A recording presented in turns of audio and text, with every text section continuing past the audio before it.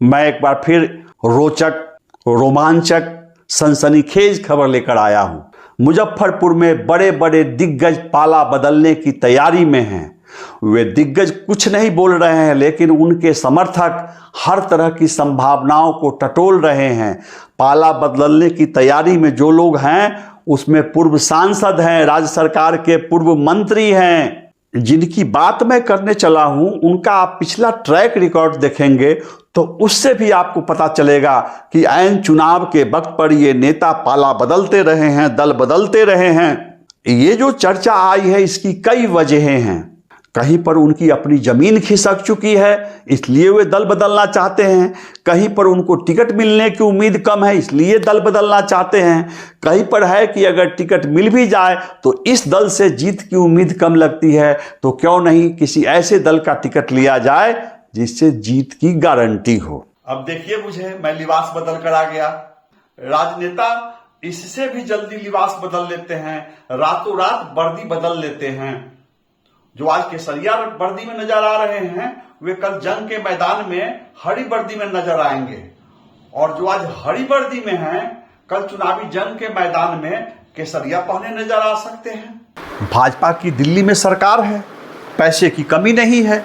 एक नहीं, दो नहीं, चार नहीं, चर्चा तो ये है कि 5-5 एजेंसियों से गुप्त रूप से बिहार में सर्वे कराया गया है कि कौन विधायक कितने पानी में हैं, कहां से कौन जिताऊ कैंडिडेट है, किसको टिकट दिया जाएगा तो जीत पक्की हो जाएगी। चर्चा है कि 5 एजेंसियों ने बताया है कि कांटी में अगर एनडीए को जीत सुनिश्चित करनी है तो पूर्व मंत्री अजीत कुमार को टिकट दीजिए, अजीत कुमार ही कांटी सीट निकाल सकते हैं। तो आजकल जुमला है, जब मजाक चलता है विधायकों के समर्थकों के बीच तो ताना दिया जाता है कि सर्वे रिपोर्ट में आपके विधायक जी का भी नाम है, आपके विधायक की भी खाट खड़ी होने वाली है।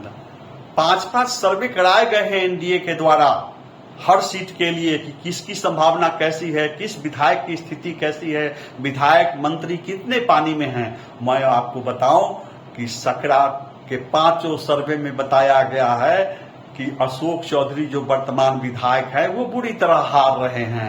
5 सर्वे में ये रिपोर्ट आई है कि औराई के जो विधायक है रामसूरत राय वो बुरी तरह से हार रहे हैं। 5 सर्वे में यह भी बताया गया है कि कुढ़नी से जो विधायक है पंचायती राज मंत्री केदार प्रसाद गुप्ता, उनकी स्थिति नाजुक है, उनकी स्थिति खराब है। अब कुढ़नी प्रखंड के तुर्की में बलात्कार की घटना जब सामने आई, सच पूछिए तो मुजफ्फरपुर में विपक्ष नाम की कोई चीज नहीं दिखाई देती है। तुर्की थाना क्षेत्र में बलात्कार का मामला सामने आया। इस मामले में अपराधियों के खिलाफ त्वरित कार्रवाई नहीं होने पर राज्य सरकार के मंत्री केदार प्रसाद गुप्ता को भी कटघरे में खड़ा किया गया, और इस घटना के खिलाफ बहुजन समाज पार्टी के प्रदेश महासचिव डॉक्टर बीजीएस कुमार ने वास्तव में सशक्त विपक्ष की भूमिका निभाई। यही वजह है कि डॉक्टर बीजीएस कुमार आज पूरे कुढ़नी विधानसभा क्षेत्र में लोगों की जुबान पर हैं। वे पिछले कई महीने से बसपा के बैनर तले जहां कहीं शोषण, उत्पीड़न, अपराध की वारदात होती है वे जाति नहीं देखते हैं और वहां पहुंच जाते हैं। तुर्की बलात्कार कांड के मामले में उन्होंने पीड़िता के घर से लेकर जिला मुख्यालय तक जिस मजबूती से, जिस मुस्तैदी से मोर्चा संभाला उससे एक बड़ी लकीर खींच डाली, और कहा जा रहा है कि तुर्की कांड राज्य सरकार के मंत्री के लिए महंगा पड़ सकता है। हालांकि भरपाई के लिए उप मुख्यमंत्री विजय सिन्हा आए थे। कुर्की जब्ती की कार्रवाई होने लगी तो आरोपित को सरेंडर करना पड़ा, लेकिन जितना माइलेज लेना था डॉक्टर बीजीएस कुमार ले चुके हैं।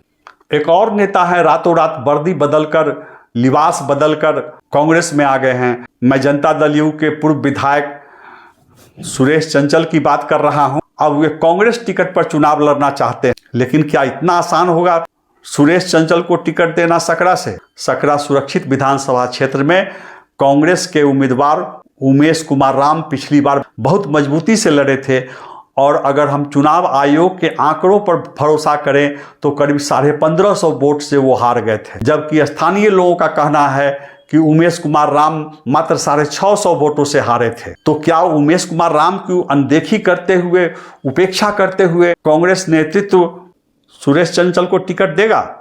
ऐसा नहीं है कि जनता दल यू नेतृत्व को यह पता नहीं है कि सकरा के जेडीयू विधायक अशोक चौधरी जनता का विश्वास खो चुके हैं, उनके खिलाफ भारी जनाक्रोश है। सर्वे रिपोर्ट की जानकारी है और यही वजह है कि वहां पर एक और अशोक कुमार चौधरी को प्रोजेक्ट किया जा रहा है। ये अशोक कुमार चौधरी सोनवर्षा के हैं, जेडीयू के जमीनी कार्यकर्ता हैं, वर्षों से जेडीयू के लिए काम करते रहे हैं और गांव-गांव में पकड़ बना चुके हैं। सच तो यह है कि सकरा के जेडीयू नेता ही नहीं बल्कि भाजपा के भी तमाम नेता सोनवर्षा वाले अशोक चौधरी को चाहते हैं। तो यह देखना दिलचस्प होगा कि जनता का भरोसा खो चुके विधायक अशोक चौधरी को टिकट दिया जाता है या जमीनी नेता अशोक चौधरी जो सोनवर्षा वाले हैं उनको टिकट दिया जाता है। लेकिन हाँ, पटना और दिल्ली के बड़े जेडीयू नेता समझ चुके हैं और विधायक अशोक चौधरी की जगह पर सोनवर्षा वाले अशोक चौधरी को चुनावी तैयारी के लिए अंदर अंदर हरी झंडी दी जा चुकी है। नाजुक स्थिति पारू के विधायक अशोक सिंह की भी बताई गई है। मैं आगे अगली स्टोरी में बताऊंगा कि किन की क्या स्थिति है, कौन कितने पानी में है। लेकिन पांचों सर्वे रिपोर्ट के देखने के बाद क्या मंगल पांडे हिम्मत कर पाएंगे कि रामसूरत राय को टिकट दिलवाएं? क्या भूपेंद्र यादव हिम्मत कर पाएंगे कि रामसूरत राय को टिकट दिलवा पाएं? और जनता दल यू के नेता क्या हिम्मत करेंगे कि अशोक चौधरी विधायक को फिर से सकरा से खड़ा कराया जाए? भाजपा नेतृत्व अगर सर्वे रिपोर्ट पर भरोसा करेगी तो केदार प्रसाद गुप्ता को टिकट देने से पहले 10 बार नहीं 100 बार सोचेगी। नमस्कार, मैं हूं विवेश त्रिवेदी और आप देखना शुरू कर चुके हैं जनता चौक लाइव। आगे बढ़ने से पहले कृपया बटन दबाकर मेरे चैनल जनता चौक लाइव को सब्सक्राइब कीजिए। मैं आपको बता दूं कि बटन दबाकर सब्सक्राइब कर लेने से आपका कोई पैसा नहीं खर्च होता है, आप पर कोई वित्तीय बोझ नहीं बढ़ता है। हाँ, मेरे चैनल को कुछ मजबूती मिलती है। अगर आप इस वीडियो को शेयर कर लेते हैं तो मेरी खबरों की पहुंच बढ़ जाती है। तो 1 सेकेंड का काम है, आप शेयर कीजिए, लाइक कीजिए और अब मैं जो बोल रहा हूं उस पर नहीं जाइए। आपकी राय क्या है वो अधिक महत्वपूर्ण है। मैं जो बातें कर रहा हूं आप कमेंट बॉक्स में अपनी राय डालिए। कोई भी राजनीतिक एनालिसिस, कोई भी राजनीतिक खबर पूर्णतः निष्पक्ष नहीं होती है। अगर राम जी एक खबर को निष्पक्ष कहेंगे तो श्याम जी उसी खबर को कहेंगे पक्षपातपूर्ण। अगर श्याम जी खुश होंगे तो राम जी नाराज होंगे, कभी रहीम जी खुश होंगे तो राम जी नाराज होंगे। तो राजनीतिक खबरों में सबका अपना अपना दृष्टिकोण होता है। मैं जो खबर लेकर आया हूं उसमें आपकी क्या राय है कमेंट बॉक्स में अवश्य डालिए। हाँ, तो मैं कह रहा था कि बड़े बड़े दिग्गज पाला बदल सकते हैं, उनके समर्थक ऐसा चाहते हैं, ऐसी संभावनाओं को टटोल रहे हैं। मैं सबसे पहले बात कर रहा हूं राजद के दिग्गज नेता पूर्व सांसद अर्जुन राय जी का। अर्जुन राय फिलहाल आरजेडी में हैं। पिछले लोकसभा चुनाव में अर्जुन राय सीतामढ़ी से राजद के प्रत्याशी थे। उनके बारे में कहा जा रहा है, उनके समर्थकों का कहना है कि अर्जुन राय हो सकता है कि किसी दूसरे पार्टी के टिकट पर भी चुनाव लड़ सकते हैं। उन्होंने अधिकृत रूप से नहीं कहा है और जब तक सांस तब तक आस। अर्जुन राय अभी भी राजद में बने हुए हैं और राजद टिकट के प्रबल दावेदार बताए जाते हैं। लेकिन अब जरा उनका पिछला ट्रैक रिकॉर्ड देखिए। पहले अर्जुन राय जनता दल यू में होते थे। अर्जुन राय एक जमाने में छात्र राजद के नेता होते थे, बाद में वे जनता दल यू में आए थे। 2005 में अर्जुन राय औराई से जनता दल यू के टिकट पर पहली बार विधायक निर्वाचित हुए थे और नीतीश कुमार के मंत्रिमंडल में मंत्री बनाए गए थे।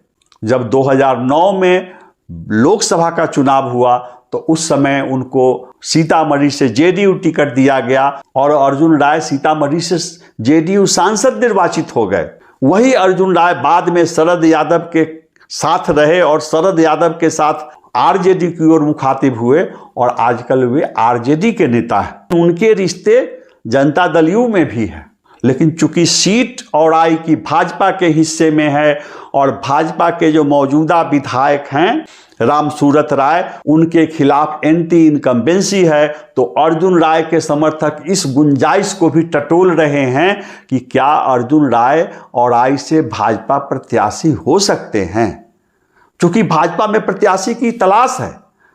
एक प्रत्याशी भारत रत्न यादव पहले से भाजपा में मौजूद है। भारत रत्न यादव पूर्व मंत्री हिंद केसरी यादव के भतीजे हैं और भाजपा में काफ़ी सक्रिय हैं और आई में दिन रात मेहनत कर रहे हैं। तो भारत रत्न यादव भाजपा टिकट के प्रबल दावेदार हैं।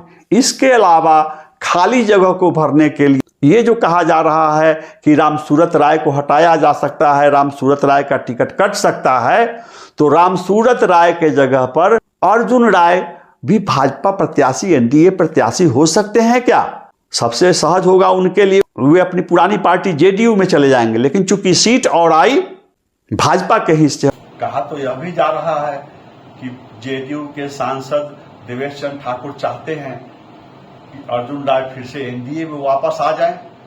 आपको तो पता ही है कि पिछले लोकसभा चुनाव में देवेश चंद्र ठाकुर की राजद के कैंडिडेट अर्जुन राय से भिड़ंत हुई थी और उससे पहले अर्जुन राय कभी जेडीयू के विधायक हुआ करते थे औराई से। तो क्या वास्तव में देवेश चंद्र ठाकुर चाहते हैं कि अर्जुन राय एनडीए में आ जाएं और एनडीए से चुनाव लड़ लें? और क्या देवेश चंद्र ठाकुर जी के चाहने से अर्जुन राय को टिकट मिल जाएगा? इसका जवाब वक्त देगा।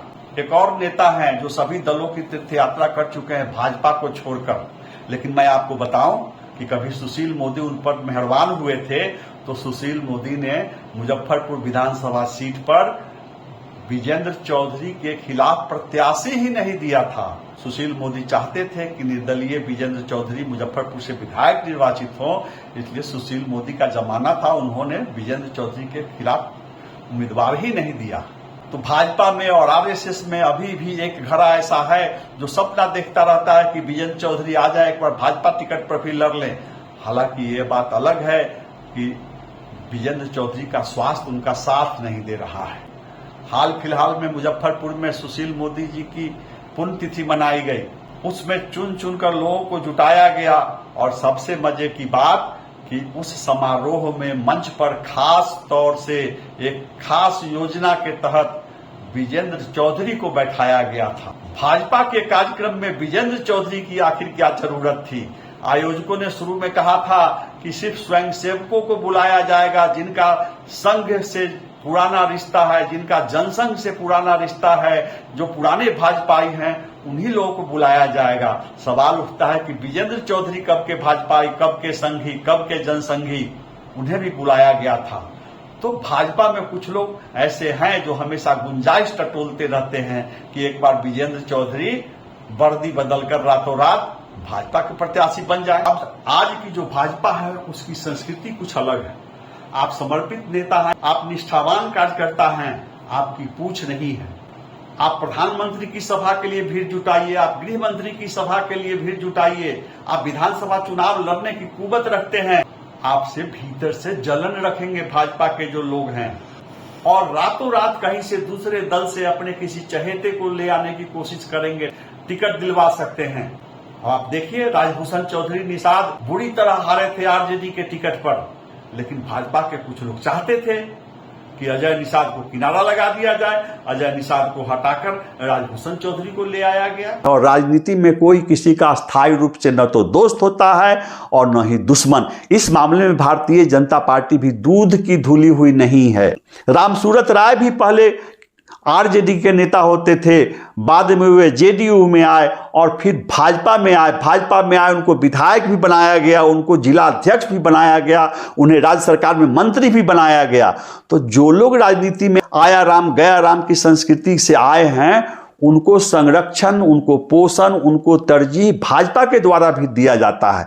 तो जब किसी समय में रामसूरत राय को भाजपा टिकट दे सकती है तो अर्जुन राय को क्यों नहीं दे सकती है? लेकिन मैं फिर कहता हूं कि मैं अधिकृत रूप से नहीं कह रहा हूं, अर्जुन राय के समर्थक औराई क्षेत्र में इन संभावनाओं को टटोल रहे हैं। कुछ लोगों का यह भी दावा है कि हाँ, यह सही है कि पटना से दिल्ली तक अर्जुन राय पिछले दरवाजे से भाजपा में अपनी उम्मीद तलाशे थे, लेकिन जब कोई गुंजाइश नहीं दिखी तो वो फिर से मजबूती से आरजेडी टिकट के लिए प्रयासरत हैं। अब उतनी ही चौंकाने वाली बात है रामसूरत राय के बारे में। आप मेरी पिछली खबर देखिए, मैंने कहा है कि कहां कहां राजद का खाता खुल सकता है, कौन कौन सीट एनडीए को लूज करना पड़ सकता है, उसमें औराई सीट भी है। चूंकि वो यादवों का विश्वास बहुत पहले खो चुके हैं, यादव उन पर कभी भरोसा किए ही नहीं, वे यादवों के नेता तो रहे ही नहीं। भूमिहार, ब्राह्मण, अति पिछड़ी जातियों की बदौलत वे विधायक बने, लेकिन उनका समर्थन आजकल वे खो चुके हैं। तो टिकट मिलने पर भी उन्हें खतरा है और टिकट कटने का भी खतरा है। टिकट मिल भी जाता है तो उनके जो परंपरागत वोटर हैं उनको वोट नहीं देना चाहते हैं। तो रामसूरत राय के समर्थक चाह रहे हैं कि क्यों न रामसूरत राय अपनी पुरानी पार्टी में चले जाए। अगर वे आरजेडी टिकट पर चुनाव लड़ने आ जाएं तो उनके साथ कम से कम यादव और मुस्लिम मतदाता तो मजबूती से रहेंगे, और प्लस लालू प्रसाद का जो अपना आधार वोट है वो तो मजबूती से रहेंगे। आज की तारीख में तो उनके साथ न यादव मुस्लिम है और न ही ब्राह्मण, भूमिहार या कोयरी कुर्मी मतदाता हैं। सहनी भी उन पर ठीक से विश्वास नहीं करते हैं। तो ये भी चर्चा है कि रामसूरत राय भी रातों रात आरजेडी के प्रत्याशी बन सकते हैं। जिस तरह से वे अग्रणी जाति के मतदाताओं को निराश कर रहे हैं, नाराज कर रहे हैं, उससे भी लगता है कि उनकी नज़र कहीं और तो नहीं है। क्या आपने गौर किया है कि आजकल रामसूरत राय कैसी भाषा का प्रयोग कर रहे हैं? कभी कभी तो लगता है कि वे आरजेडी के ही नेता हैं, वे राज्य सरकार पर हमलावर हो जाते हैं। अब आप खुद सुनिए कि कैसे उन्होंने औराई में विकास नहीं हो पाने के लिए नीतीश कुमार की घेराबंदी की है, एनडीए सरकार की घेराबंदी की है। ऐसा लग रहा है कि भाजपा के नेता नहीं, आरजेडी के नेता कुछ बोल रहे हैं। आप ही सुनिए। मैं धन्यवाद देना चाहता हूँ अपने बिहार के यशस्वी मुख्यमंत्री नीतीश कुमार जी को, भारत के प्रधानमंत्री नरेंद्र मोदी जी को। इनके द्वारा ऐसी व्यवस्था बनाई गई कि औराई के अलावा बिहार में पूरे जगह विकास की बयार बहना शुरू हुआ है। एक और वजह है, मुजफ्फरपुर भाजपा में शीत युद्ध चल रहा है। केंद्रीय जल शक्ति राज्य मंत्री और मुजफ्फरपुर के सांसद राजभूषण चौधरी निषाद से विधायक रामसूरत राय की नहीं छन रही है। 36 के रिश्ते हैं, खुश नहीं हैं राजभूषण चौधरी निषाद, और इसका आभास रामसूरत राय को भी है। अब मैं जो बताने जा रहा हूं, देखने के बाद भाजपा के कुछ नेता कहेंगे कि मीडिया वाले ऐसे ही बेसिर पैर की बातें निकाल देते हैं। जी हां, क्या आपको पता है कि सांसद राजभूषण चौधरी निषाद और विधायक रामसूरत राय में बोलचाल बंद है? और वजह क्या है बातचीत बंद होने की? औराई में सांसद प्रतिनिधि बनाया गया है सुभाष जी को। बताया जाता है कि रामसूरत राय खुश नहीं है। जब सुभाष जी को सांसद प्रतिनिधि बनाया गया राजभूषण चौधरी निषाद के द्वारा, तो रामसूरत राय ने इस पर असंतोष जताया, कहा जाता है कि नाराजगी जताई, और सांसद प्रतिनिधि बनाने के सवाल पर ही केंद्रीय मंत्री राजभूषण चौधरी निषाद और रामसूरत राय में भीतर से भारी मनमुटाव, मतभेद पैदा हो गया है। देखना यह भी है कि औराई में किसकी अग्नि परीक्षा होगी। आपको पता है कि हाल में उप मुख्यमंत्री सम्राट चौधरी मुजफ्फरपुर आए थे। भाजपा पूर्वी के जिलाध्यक्ष विवेक कुमार के पिताजी की पुण्यतिथि के अवसर पर सम्राट चौधरी मुजफ्फरपुर आए हुए थे। अगल बगल में बैठे हुए थे सम्राट चौधरी, रामसूरत राय और केंद्रीय राज्य मंत्री राजभूषण चौधरी निषाद। और आप तो जानते ही हैं कि रामसूरत राय जी की जुबान पर सरस्वती विराजती हैं। उन्होंने सम्राट चौधरी से कहा कि अब राजभूषण चौधरी निषाद जी की परीक्षा होने वाली है। इनके चुनाव में हम लोगों ने तो जैसे तैसे मदद करके इनको जिता दिया। अब देखना है कि ये मेरे चुनाव में औराई विधानसभा क्षेत्र में मेरी कितनी मदद कर पाते हैं, मुझे जिता पाते हैं, अपने समाज का वोट मुझे दिला पाते हैं कि नहीं दिला पाते हैं। नजदीकी सूत्रों का कहना है कि राजभूषण चौधरी निषाद को यह बात अच्छी नहीं लगी। और राजभूषण चौधरी निषाद क्या परीक्षा देंगे? आज अगर लोकसभा चुनाव हो जाए तो वे सब जगह से हारेंगे, सब्जेक्टली फेल करेंगे परीक्षा में, चुनावी परीक्षा में।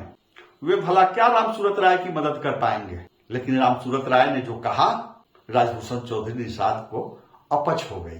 तो रामसूरत राय यह भी देखते हैं कि भूमिहार ब्राह्मणों के साथ अगर सहनी भी नाराज हैं तो लेने के देने पड़ जाएंगे। ऐसी स्थिति में अगर आरजेडी से टिकट मिल जाए तो कम से कम प्रतिष्ठा तो बचेगी। हार और जीत अपनी जगह पर है, एक आधार वोट तो रहेगा माई समीकरण का।